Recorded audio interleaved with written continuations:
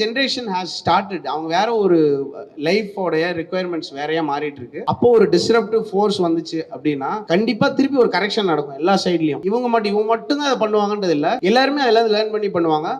ரெண்டு வந்து இப்போ 3 ஆகும்போது இல்ல 4 ஆகும்போது மிகப்பெரிய ஒரு சேஞ்ச் நடக்கும். நம்மளோட டே டு டே லைஃப் வந்து மாறும் நான் நம்புறேன். அண்ட் லாங் டேர்ம்ல வந்து அவங்க கரெக்டா பண்ணாங்களா இல்லையான்றது இன்னொரு 4 இயர்ஸ்ல தெரிஞ்சிடும். விஜய் சாருக்கு வந்து லைக் மோஸ்ட் ஹாப்பி நான். என்ன பர்சனலா ஒருத்தங்க எப்படி இருக்காங்களோ அதை வச்சு நம்ம சில விஷயங்கள் கேஜ் பண்ணலாம். சில பேர் வந்து லீடர்ஷிப் குவாலிட்டி வந்து நீங்க பார்க்கலாம். ஃபார் எக்ஸாம்பிள் ஒரு கிரிக்கெட் கேப்டன் இருக்காங்கன்னா யூ கேன் see லிட்டரலி அவங்க எப்படி ஒரு சிச்சுவேஷன் ஹேண்டில் பண்றாங்கன்னு சொல்லி. பர்சனலா எனக்கு வந்து விஜய் சார் ரொம்ப நல்லா தெரியும். ஸோ அந்த இதுல இருந்து பார்க்கும்போது I think if the honesty that he has personally is going to reflect on his politics, it will be very good for us. நம்மலாம் ரொம்ப சந்தோஷமா இருக்கக்கூடியது. And it will propagate into other parties also நினைக்கிறேன்.